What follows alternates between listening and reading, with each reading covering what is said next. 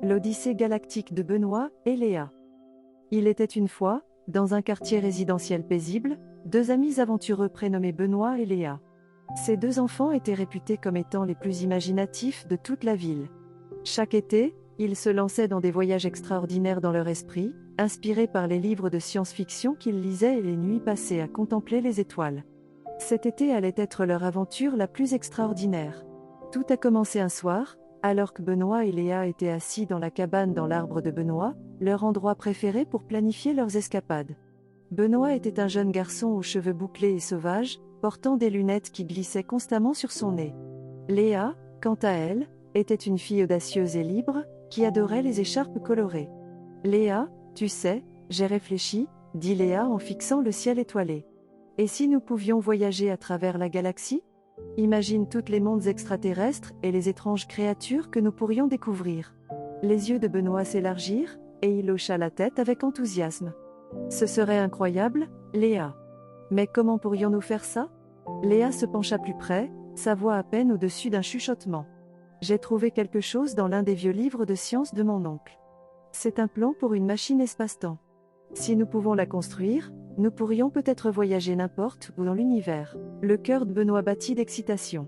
Il adorait l'idée, mais il ne put s'empêcher de s'inquiéter. Mais où obtiendrons-nous les matériaux pour construire cette machine, Léa ? Et si elle est trop compliquée ? Léa sourit, les yeux pétillants de détermination. Nous le découvrirons ensemble, Benoît. Je crois en nous. Avec le travail d'équipe et une pincée d'imagination, nous pouvons accomplir n'importe quoi. Les deux amis passèrent des semaines à faire des recherches et à rassembler des matériaux. Ils fouillèrent les brocantes, inspectèrent les décharges, et sollicitèrent les voisins pour tout morceau de ferraille qu'ils pouvaient trouver. Avec l'aide du père de Benoît, ils construisirent la machine espace-temps dans son garage. C'était une invention étrange avec des lumières clignotantes, des leviers et un disque rotatif au centre. Enfin, le jour vint où ils étaient prêts à tester leur invention. Benoît et Léa montèrent dans la machine et se harnachèrent, le cœur battant d'excitation.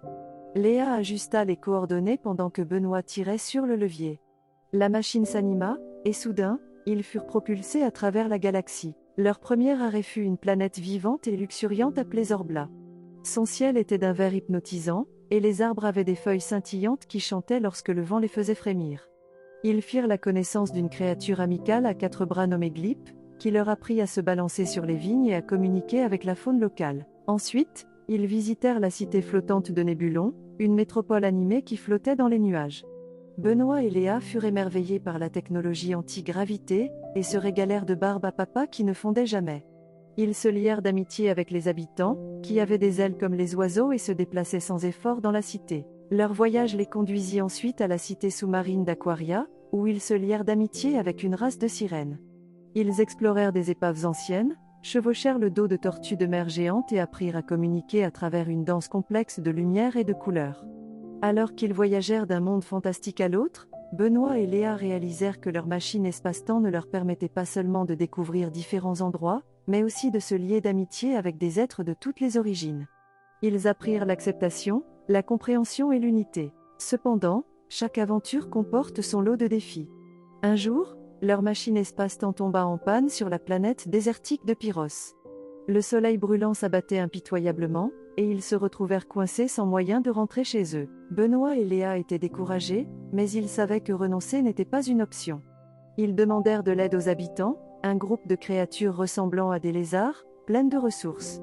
Ces créatures amicales réparèrent leur machine, mais en échange, Benoît et Léa durent les aider à résoudre une crise de l'eau. Ensemble, ils construisirent un système pour collecter et purifier l'eau à partir de réservoirs souterrains, sauvant ainsi la planète de la sécheresse. Reconnaissants pour l'aide apportée, les Pyrrhosiens invitèrent Benoît et Léa à rester et à célébrer avec eux. Ils dansèrent sous les étoiles au rythme des tambours, partageant des histoires et des rires. C'était une belle nuit, et ils réalisèrent que même face à l'adversité, ils pouvaient faire une différence et forger des liens avec ceux qu'ils rencontraient. Avec leur machine espace-temps réparée, Benoît et Léa poursuivirent leur quête galactique.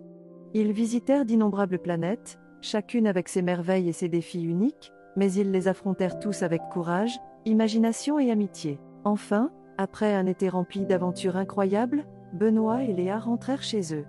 Leur cœur était comblé, et leur esprit débordait des souvenirs des mondes qu'ils avaient vus et des amis qu'ils s'étaient faits.